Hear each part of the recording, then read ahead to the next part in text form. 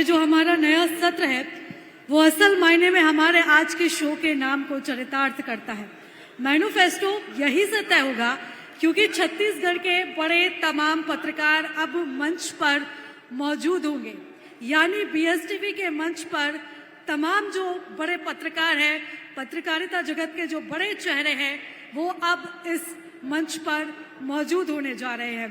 तो किसी भी सूबे की सियासी नब्ज को पकड़ने में डॉक्टर जैसे बेहतर साबित होता है, तो उसी तरह से हमारे ये जो पत्रकार हैं वो भी अब सियासत की नब्ज पकड़ेंगे हमारे इस खास मंच से।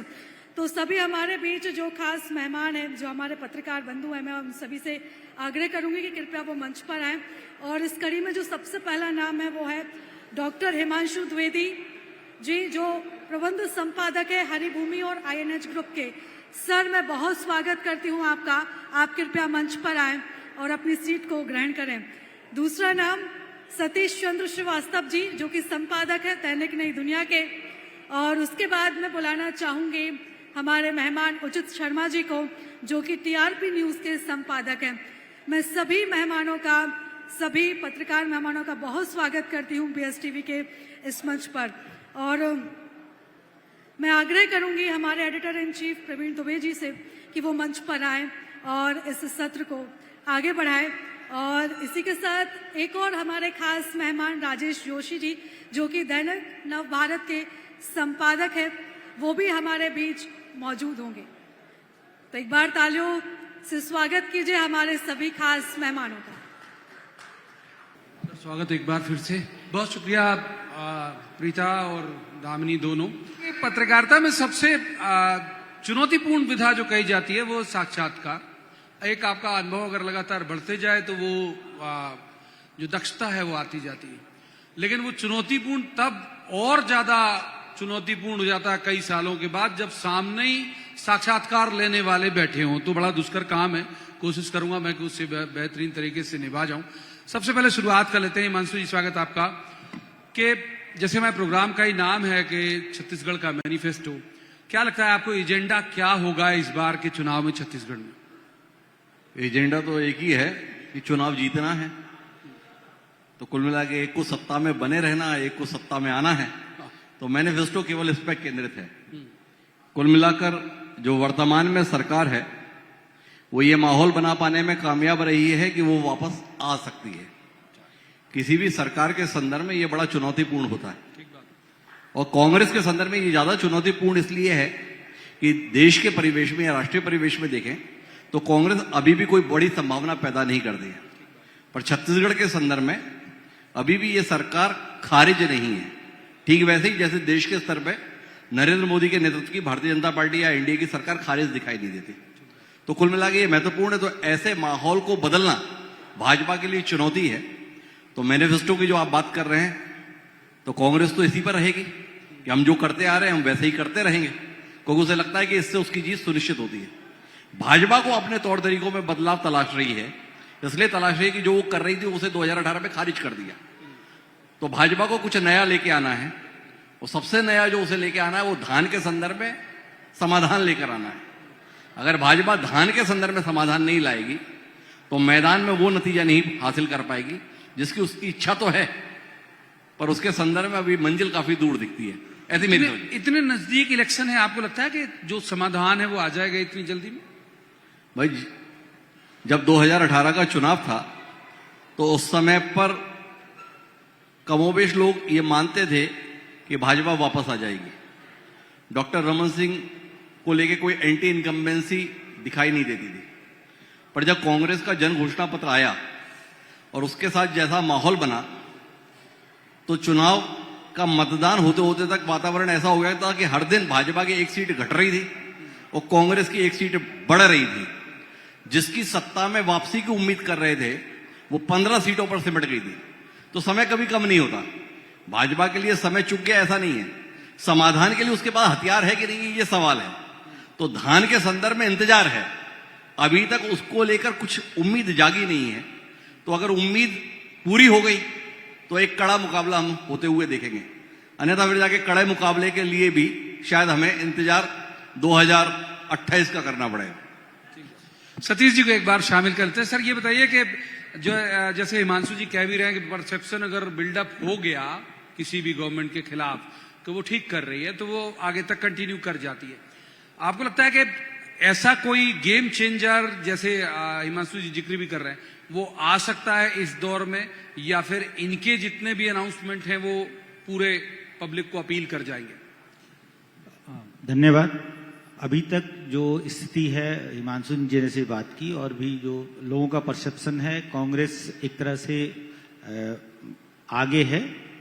भाजपा के लोग भी बातचीत में, निजी बातचीत में स्वीकार करते हैं, और इसको खारिज नहीं किया सकता कि लोगों के बीच में जाने की जो हिम्मत मुख्यमंत्री ने दिखाई है, चाहे वो भेंट मुलाकात कार्यक्रम हो, चाहे युवाओं से मुलाकात के कार्यक्रम हो, और उस पर चाहे कोई किसी भी तरीके से आक्षेप लगाता हो, विपक्ष का कार्यक्रम हो सकता है, लेकिन वो एक डेयरिंग मुख्यमंत्री के तौर पर, एक सजीव मुख्यमंत्री के तौर पर भूपेश बघेल ने अपने आप को स्थापित करने में सफलता पाई है।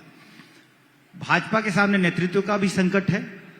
सामूहिक नेतृत्व की बात तो कांग्रेस के लोगों ने भी की, लेकिन मुझे नहीं दिखता कि कोई और नेतृत्व की बात आ रही हो। लग रहा है, लोगों का मानना है, परसेप्शन है कि अगली बार भी भूपेश सरकार ही होगी, अगर जो समर्थक हैं इनके। दूसरी तरफ बीजेपी को लेकर के ऐसा कोई चेहरा, जैसे कि कल जब प्रदर्शन कर रहे थे तो बुलडोजर दिखा रहे थे बीजेपी वाले भिलाई में प्रदर्शन के दौरान, तो आप, लेकिन उनकी लिस्ट में जो नेता आ रहे हैं उस लिस्ट में अभी तक योगी जी नहीं है। अभी तक जो है वो गृह मंत्री आए हैं, प्रधानमंत्री आए हैं, और भाजपा के राष्ट्रीय अध्यक्ष आए हैं। तो ये देख सकते हैं कि जो दिखाना चाह रहे हैं, जो करना चाह रहे हैं और जो कर रहे हैं, दोनों के बीच में अंतर है। धान जो आपने कहा एजेंडा क्या फिक्स करेगा और अगली सरकार क्या फिक्स करेगा, यह सौभाग्य कहें या यह चुनौती कहें कि धान जो है वो सबसे बड़ा मुद्दा हो चुका है।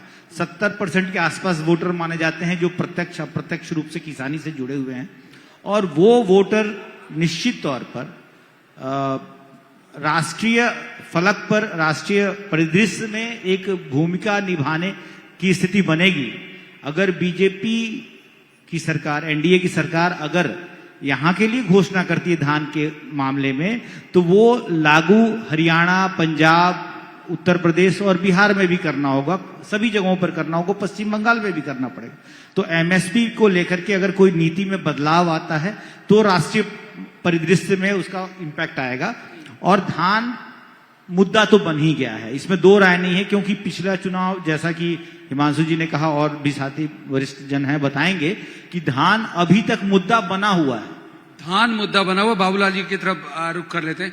सर, आपको लगता है कि शहरी और ग्रामीण दोनों जगह कोई एक एजेंडा काम करता होगा, या फिर ग्रामीण इलाके का जो वोटर है उसके मुद्दे अलग हैं, उसकी पसंद नापसंद अलग है, खासतौर पर वोट देने के संदर्भ में, और शहरी की अलग है, या फिर एक कोई धान के नाम पर ही पूरे छत्तीसगढ़ में वोटिंग हो जाएगी?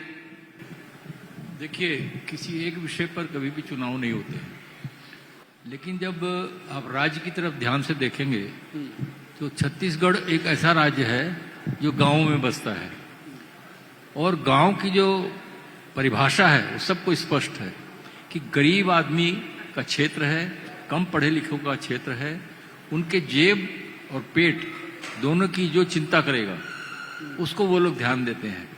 और वो स्थिति जो है इस वर्तमान सरकार में देखी गई कि इस सरकार ने जो है धान खरीदकर उसका बोनस जिस रास्ते से दिया है, उसकी मेहनत और उसकी लगन देखकर सरकार की, और बहुत सारे रास्ते, यहाँ तक कि छोटी से छोटी बिंदु, माने एक घरसा योजना एक ऐसी योजना है जिसको कोई सोच नहीं सकता, इतनी बारीकी से कोई सरकार का आदमी सोच सकता है। घरसा योजना का अर्थ यह है कि किसान जब अपने खेत में जाता है तो जिस पगडंडी से वो जाता है, जिसमें कांटे भी पड़े होते हैं, पैर में चुभता है भी, जिसमें वो जूता चप्पल देने की बातें भी बीच में आई थी, उसमें जो है पक्का निर्माण कर देंगे, पक्का बना देंगे उसको, ताकि इसके पैर में कांटे ही न लगे। ये एक बड़ी बारीक सोच है गांव के बारे में, और वो कौन सोच सकता है जो गांव का रहा हुआ इंसान है, जो किसान हो। तो ये वर्तमान में एक सौभाग्य समझिए इस प्रदेश का कि एक किसान जो खेत में हल जोतता था कल तक, वो आज मुख्यमंत्री बना हुआ है, उसको हर चीज की दर्द मालूम है, हर बात गांव के लोगों की वो जानता है और उस अनुसार वो योजनाएं बना रहा है। आप देख लीजिए जितनी भी योजनाएं हैं, टोटल योजना में 80 से 85% योजनाएं जो हैं ऐसी हैं जो गांव के गरीब की पेट की तरफ ध्यान दे रही है या गांव के लोगों के पॉकेट में पैसा फेंक रही है, पैसा भर रही है और पैसा सीधे जा रहा है, किसी का बीच में बिचौलिया नहीं है। और वो जो पैसा पॉकेट में जाता है, किसान की एक आदत होती है, गांव के लोगों की एक आदत होती है, वो संकलन नहीं करते, उनकी प्रवृत्ति ही नहीं है संकलन की, तो वो उसको बाजार में लाता है, मोटरसाइकिल खरीदता है, ज्यादा पैसा हो जाएगा तो ट्रैक्टर खरीदेगा और चीजें खरीदेगा, तो बाजार भी बूम होता है। ये जो सोच है ना, ये बड़ी एक कहना चाहिए यूनिक सोच है कि भाई हम गांव के लोगों को पैसा देंगे तो वो पैसा शहर में आएगा और पूरे क्षेत्र के अंदर में विकास के काम होंगे। ये जो सोच इस सरकार ने पैदा की, उसकी वजह से इसका नंबर अभी 1 बना हुआ है। और लोगों को लगता था बीच में जिस प्रकार की परिस्थितियां राजनीतिक बनी थी कि भाई कांग्रेस गई, अब तो बड़ा मुश्किल है, तो वो जो भूपेश है तो भरोसा है का जो एक नारा था वो एक तरफा जाता था, उसको बदलकर भरोसे की सरकार करके एक सामूहिक नेतृत्व की बात इन्होंने लाई है, उसको सुधारने का प्रयास किया है। ये भी एक प्रभावशाली प्रसंग है। तीसरी चीज मैं आपको बताऊं कि सरकार वो लोकप्रिय होती है जो कम से कम लोगों के जीवन में हस्तक्षेप करे। हस्तक्षेप वो किस लिए करे कि अगर किसी की पेट की भूख है, उस भूख को समाप्त करने के लिए हस्तक्षेप करे तो जनता उसको लोकप्रिय बनाती है। और वो स्थिति वर्तमान में दिख रही है। जहां तक भारतीय जनता पार्टी का सवाल है, मैं ये नहीं कह सकता कि वो एकदम कमजोर हो गई, वो एकदम कमजोर नहीं हुई है। कभी किसी दुश्मन को कमजोर समझना भी नहीं चाहिए। और युद्ध में जो है, युद्ध में हो चाहे चुनाव में हो, दुश्मन को कमजोर कभी नहीं समझना चाहिए। तो वो स्थिति जो है वो भी अपनी धीरे धीरे अपनी पैठ जो बना रही है, उसको चुनौती के रूप में लेकर के कांग्रेस को जो है उसका मुकाबला करना होगा। और निश्चित रूप से अगर फिर से ये सरकार आती है तो मैं समझता हूँ किसान तो बहुत खुश होगा। किसान खुश होगा। उचित जी, आप 3 वरिष्ठ पत्रकारों को आपने सुन लिया बहुत सारे तर्क और तथ्य के साथ।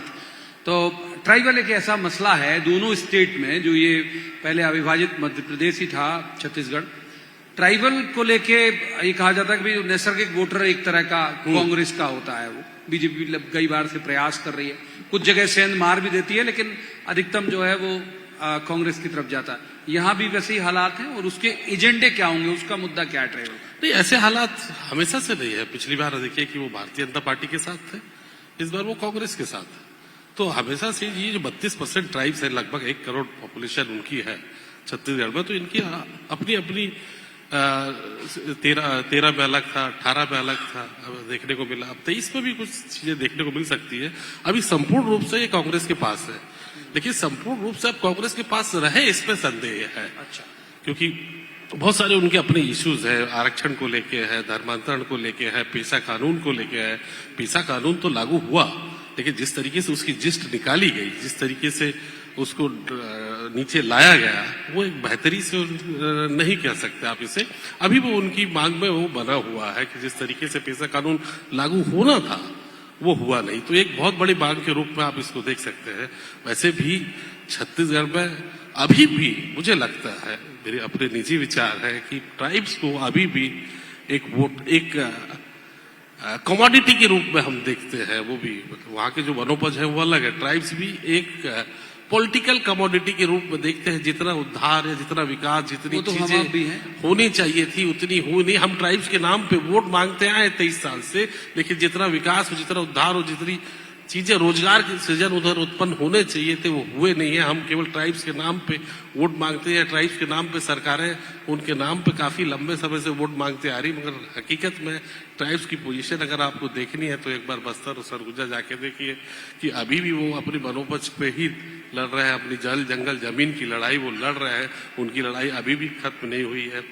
आप नक्सल एक समस्या अभी बनी हुई है, उसको खत्म तो आप नहीं कह सकते कि असल समस्या आप कई से जोड़ सकते हैं, उनके रोजगार से जोड़ सकते हैं, उनके जीवन से जुड़ी हुई कई चीजों को लेकर जोड़ सकते हैं। जो मुख्य धारा में कहने की जो बात करती है सरकारें, वो उतनी ईमानदारी से हुई नहीं है। प्रयास किए गए, लेकिन बहुत ईमानदार प्रयास किसी भी सरकार के द्वारा नहीं किए गए, ये मैं कह सकता हूँ। ठीक है, हिमांशु जी का एक बार फिर से इन करते हैं। सर, ये बहुत सारे मसले इन्होंने देशव्यापी शुरू किए, इंडिया बना एक गठबंधन, और कई जगह कई राज्यों में, यहाँ तक कि आपके पड़ोसी राज्य मध्य प्रदेश ने भी ये कहा कि भाई कॉमन रैली कराएं। बाद में ठीक है कि वो कैंसिल हो गई, उसका अनाउंसमेंट भी मुंबई से हुआ। इंडिया गठबंधन के साथ जाना, आपको लगता है छत्तीसगढ़ में तो एक इंडिपेंडेंट आइडेंटिटी है कांग्रेस की, अच्छा होगा, ठीक होगा? इंडिया के संदर्भ में कोई दिलचस्पी नहीं है छत्तीसगढ़ कांग्रेस की। क्या है, गठबंधन की जरूरत वहां पड़ती है जहां पर व्यक्ति को अपने दम पे भरोसा नहीं होता। जिनकी 90 सदस्यीय विधानसभा में 71 सीटों पर मौजूदगी हो, वो गठबंधन से कुछ पाएगा नहीं बल्कि खो देगा। तो इसलिए छत्तीसगढ़ प्रदेश कांग्रेस या छत्तीसगढ़ में भूपेश बघेल के नेतृत्व की सरकार किसी प्रकार के गठबंधन को लेकर आग्रह जाहिर नहीं करेगी। और ऊपर से उदयनिधि स्टालिन जैसे लोगों के बयान अगर आते हैं तो भूपेश जी तो उससे 6 हाथ दूर है, अपने आप को खड़ा साबित करेंगे। क्योंकि जो भारतीय जनता पार्टी के पसंदीदा हथियार होते थे, राम और कृष्ण, उनको तो भूपेश जी कब्जाए हुए हैं। कृष्ण कुंज बनाकर और रामगन कवन पथ बनाकर उन्होंने अपने आप को कांग्रेस की देश की राजनीति की जो दिशा रहती है उससे अलग जाहिर किया हुआ है। कमोबेश वैसी कोशिश आप मध्य प्रदेश में कमलनाथ जी की भी देखते हैं। तो कुल मिलाकर अब स्थानीय स्तर पर या तो ये मान लीजिए कि कांग्रेस के नेताओं ने अपनी जरूरत के अनुसार फैसले लेने शुरू किए, तो छत्तीसगढ़ के संदर्भ में किसी गठबंधन को लेकर दिसंबर तक कोई आग्रह नहीं है। दिसंबर के बाद हो सकता है कि ये लोग विचार करें कि क्या गठबंधन के माध्यम से जाएं, इसलिए कि भले ही विधानसभा में 90 में से 71 सीटें कांग्रेस के पास हों, पर अगर लोकसभा की बात करते हैं तो ऐसी प्रचंड जीत के बाद जब 4 महीने बाद लोकसभा का चुनाव हुआ तो कांग्रेस यहां से बमुश्किल 2 सीटें ही जीत पाई 11 में से। तो वहां पर गठबंधन की जरूरत महसूस होती है, वहां पर साथ की जरूरत महसूस होती है, वहां पर विकल्प की बात महसूस होती है। पर विधानसभा चुनाव के संदर्भ में तो जितनी सीटें हैं उन्हें बचाए रखने की, बनाए रखने की चुनौती है। तो इनके पास देने के लिए अभी किसी को कुछ है नहीं, तो किसी के लिए इनके पास में आग्रह रहेगा ऐसा लगता नहीं। और अरविंद केजरीवाल जितनी पसीने यहां पे बहा रहे हैं, तो ऐसे में भूपेश बघेल जी या कांग्रेस उनके लिए कालीन बिछाएगी, ऐसी उम्मीद मुझे नहीं लगता कि कोई कर रहा होगा। सदी एक बात जो बहुत महत्वपूर्ण है और आप भी मुझे लगता है कि मुझसे इत्तेफाक रखते होंगे, किसी भी इलेक्शन की शुरुआत चाहे विधानसभा हो या लोकसभा हो, बहुत ऊंचे आदर्शों और उपमानों के साथ शुरू होती है, विकास और ये वो। आप देखिए कि अंततः जैसे जैसे चुनाव नजदीक आता है ये धर्म, मजहब, इन सब में तब्दील हो जाता है। छत्तीसगढ़ में वैसा कोई माहौल है क्या? बहुत ही खराब विषय छेड़ा है आपने, लेकिन होने यही जा रहा है। अभी आज दुर्ग बंद है आज की तारीख में, और वो कारण ये है कि एक लड़के ने एक फिल्म देखते हुए हिंदुस्तान जिंदाबाद के नारे लगाए, उसमें कुछ विवाद हुआ होगा ऐसा कहा जा रहा है, और उसके बाद से पीट पीट कर मार डाला गया। बस्तर से लगातार इस तरह की सूचनाएं आ रही हैं कि गांव में विभाजन हो रहा है, कि वो जो परंपरा, आदिवासी परंपरा के अनुसार वो जो लोग मतांतरित हो गए, धर्मांतरित हो गए, उनको गांव में नहीं दफनाने दे रहे हैं। ये इश्यूज उठाने के विपक्ष की भी कोशिश है, और स्थानीय स्तर पर भी एक बेचैनी है। कवर्धा में इस तरह के हादसे हो चुके हैं जो कि नहीं होने चाहिए, अप्रिय है।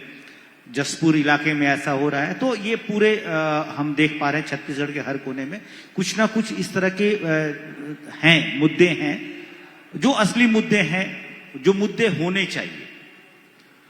आत्मानंद स्कूल खुले, बहुत अच्छा ट्रांसफॉर्मेशन है अंग्रेजी में शिक्षा देने का, लेकिन क्या हिंदी के स्कूलों में वो स्थिति बरकरार रख पा रहे हैं? वो एक चुनौती है, और उसका विश्लेषण करने वाले लोग, वो विपक्ष भी नहीं कर पा रहा है। चिकित्सा के क्षेत्र में बहुत सुधार हुआ है, डॉक्टर साहब अभी राकेश गुप्ता जी थे, उन्होंने बताया, लेकिन ये अभी कितना आगे बढ़ना है यह भी पता है कि हमें खाट पर लेकर के लाना पड़ रहा है। और सबसे बड़ा मुद्दा है कि क्या हम नक्सलियों को समाप्त कर पाए। इसमें कन्फ्लिक्ट हो सकता है, किसी का भी कोई विचारधारा के तौर पर नक्सलियों का समर्थक हो सकता है, लेकिन हमारा मानना है कि लोकतांत्रिक व्यवस्था में बड़ी चुनौती जो है, सबसे बड़ा चुनौती जो है, वो नक्सली हैं, जो जिधर चाहते हैं वोट उधर पड़ता है। और यह सत्य है, यह कड़वा सत्य है, कटु सत्य है, चाहे किसी भी राजनीतिक दल के व्यक्ति हो। ये कड़वी बात मैं कह रहा हूं, शायद हो सकता है कि और लोग सहमत नहीं हो, लेकिन मुझे जहां तक ये है कि सभी राजनीतिक दलों के लोगों को उनके साथ समझौता करना पड़ता है अगर वोट चाहिए तो। ऐसी स्थिति क्यों है? जहां विस्तार हो गया, जहां कैंप खुल गए, वहां लोकतांत्रिक व्यवस्था निश्चित तौर पर थोड़ी बहुत बहाल हुई है, लेकिन अभी भी जब चाहते हैं किसी गांव के सरपंच को, मुखिया को उठा करके, पंच को उठा करके मार देते हैं, गला देते हैं, खत्म कर देते हैं। तो मुद्दे ये हैं, ये मुद्दों पर, इन मुद्दों पर बात करने की स्थिति नहीं है। अमित शाह कह गए थे कि हम 2024 मार्च तक खत्म कर देंगे, नक्सलवाद समूल नष्ट हो जाएगा। पता नहीं कहां है। आप जो बात करते हैं कि नक्सलियों को आप हृदय परिवर्तन कर देंगे, अगर आप बात करते हो तो नक्सलियों का हृदय परिवर्तन नहीं किया जा सकता। आप उनको वैचारिक तौर पर, चूंकि वैचारिकी है ना, हम कोई भी कहें कि हम निरपेक्ष हैं, वो निरपेक्षता में भी सापेक्षता है। बिल्कुल सहमत तो हूं। आप जो सापेक्षता है, उस सापेक्षता को किस तरह से आप डिफाइन कर पा रहे हैं? सही बात है, और कितनी आक्रामक वो हो सकती है आगे नक्सल के मसले पर कहां है दोनों पार्टियां कहां हैं और क्या कर पाई हैं, वो दिखाना चाहिए। केंद्र की, अगर जब मुद्दा उठता है, जब कोई आदमी कहता है कि सीआरपीएफ के जवान क्यों नहीं मारे जा रहे हैं, क्यों लोकल फोर्स के जवान मारे जा रहे हैं, तो भी बड़ी चिंता होती है। जवान कोई भी मारा जा रहा हो, देश का जवान मारा जाता है, तो ये चिंता का विषय है। तो शिक्षा, चिकित्सा के क्षेत्र के साथ साथ आप रोजगार कह रहे हैं कि रोजगार की बहुत अच्छी स्थिति है, तो हमारा अगर जो स्थिति है, जो फिगर दिखा रहे हैं, उसमें इस बात का, तब तो हमारा जो प्रति व्यक्ति आय है वो देश में सबसे टॉप होना चाहिए था। वो मुंबई, दिल्ली के आसपास, महाराष्ट्र और दिल्ली को नहीं होना चाहिए था। तो ये विषय है, इनको चेक करने की जरूरत है। चेक करने की जरूरत है। एक बार शर्मा साहब, बाबूलाल शर्मा साहब बात चलते हैं। सर ये बताइए कि ये जो पूरा जिस बात पर मैंने अभी सवाल किया सतीश जी से, उसे और विस्तारित करूंगा। क्या विकास, शिक्षा, स्वास्थ्य ये इतनी हैसियत रखते हैं कि सिर्फ इसके दम पर आदमी वोट मांग ले या चुन के आ जाए, कोई भी पॉलिटिकल पार्टी? अब इनका ओहदा इतना बचा है सियासत में? देखिए, तीनों विषय जो है महत्व रखते हैं। सिर्फ यही महत्वपूर्ण नहीं है, इनसे ज्यादा महत्वपूर्ण है पेट की भूख। मैं आपको बता दूं कि हमारा छत्तीसगढ़ जो है गरीबों का प्रदेश कहा जाता था, अमीरों की अमीर धरती और गरीब लोग। आज उस चीज को समझना होगा कि गरीब आदमी के पेट की भूख की जो चिंता करेगा उसका महत्व ज्यादा है। शिक्षा, स्वास्थ्य ये बहुत महत्वपूर्ण विषय जरूर हैं, लेकिन इस पर लगातार काम करने की जरूरत है। कहीं एक जगह ठहरने वाली स्थिति नहीं है इसमें कि आप शिक्षा में यहां तक पहुंच गए, अब ठीक है, अब हो गया, अब शिक्षा का बहुत कुछ, ऐसा नहीं होता। शिक्षा निरंतर जो है प्रगति का विषय है, वैसे ही स्वास्थ्य निरंतर प्रगति का विषय है। कल तक कई मशीनें ऐसी थी जो नहीं थी, आज हैं, और आगे और बढ़ेंगे और आगे जाएंगे। शिक्षा में भी आज जहां तक हम जो पढ़ते थे वो बदल गया, उसका प्रैक्टिस बदल गई, गणित के तरीके बदल गए, विज्ञान के तरीके बदल गए, केमिस्ट्री के तरीके बदल गए, बहुत सारी चीजों में बदलाव आया है। तो वो प्रगति का द्योतक है, दोनों में प्रगति होती रहेगी। लेकिन पेट की भूख एक ऐसी चीज है जिसका स्थायी समाधान जरूरी होता है। ठीक है, एक क्लोजिंग रिमार्क उचित जी का जरूर ले लेते हैं। ये जो बात कही जा रही थी कि भाई मुद्दे पर इलेक्शन होता है, व्यक्ति परक होता है, पार्टी परक होता है, बतौर जर्नलिस्ट आप कैसे महसूस करते हैं छत्तीसगढ़ का जो वोटिंग ट्रेंड है, ये व्यक्ति परक है, पार्टी परक है, लोकल इश्यूज पे है, किस ग्राउंड पे लोग वोट? देखिए 2014 के बाद प्रवीण जी तो पूरा का पूरा हिंदुस्तान में क्या, पूरे छत्तीसगढ़ में क्या, अन्य प्रदेशों में पूरा का पूरा जो सिनेरियो चेंज हुआ है, पॉलिटिकल सिनेरियो, वो अब जो है वो एक इवेंट हो चुके हैं। मुद्दे यहाँ गौड़ हो चुके हैं। इवेंट और इवेंट कंपनियां और इवेंट के माध्यम से परसेप्शन क्रिएट, आर्टिफिशियल इंटेलिजेंस का उपयोग करते हुए यहाँ मुद्दे अब परसेप्शन बनाने के लिए, परसेप्शन बिल्डअप करने के बाद जो पब्लिक से जो निकल रहा है उसको यूटिलाइज करना, उसकी आहुति वोट के रूप में कन्वर्ट करके अपने लिए इस्तेमाल करना, अब ये राजनीति हो गई है। तो हकीकत ये कि ना बेरोजगारी से लोगों को मुद्दे रह गए हैं, ना महंगाई मुद्दे रह गई है, ना स्कूल कॉलेज या अच्छी पढ़ाई मुद्दे रह गई, ना गुणवत्ता मुद्दे रह गई। शिक्षा की गुणवत्ता क्या है, न शिक्षा है, न चिकित्सा है, न सामाजिक सुरक्षा है। इन तमाम चीजों पे बातें अब जो है वो गौण और पुरानी और पूर्व की बातें हो गई है।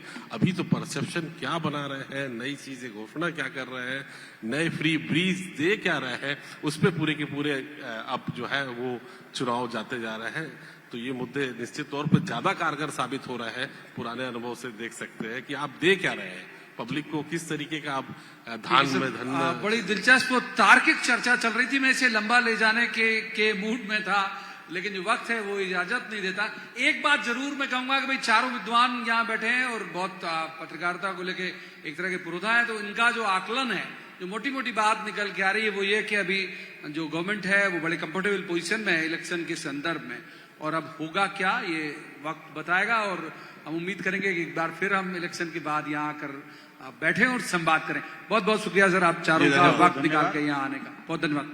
और अब मैं आग्रह करूंगी हमारे editor in chief Praveen Dubey ji से कि वो तमाम हमारे सम्मानीय मेहमानों को स्मृति चिन्ह भेंट करें। और आप सभी से भी आग्रह करूंगी कि तालियां बजती रहनी चाहिए, और इन्हीं तालियों के बीच में हमारे जो तमाम सम्मानीय मेहमान हैं उनको स्मृति चिन्ह भेंट की जाएगी। तो इस समय मंच पर मौजूद हैं हमारे खास मेहमान, खास पत्रकार डॉक्टर हिमांशु द्विवेदी जी, जो कि हरिभूमि और आईएनएच ग्रुप के प्रबंध संपादक हैं। साथ में मौजूद है सतीश चंद्र श्रीवास्तव जी, जो कि संपादक है दैनिक नई दुनिया के, राजेश जोशी जी संपादक है दैनिक नव भारत के, और साथ में उचित शर्मा जी जो कि टीआरपी न्यूज के संपादक। तो तमाम सम्मानीय मेहमानों का मैं बहुत आभार जताना चाहूंगी।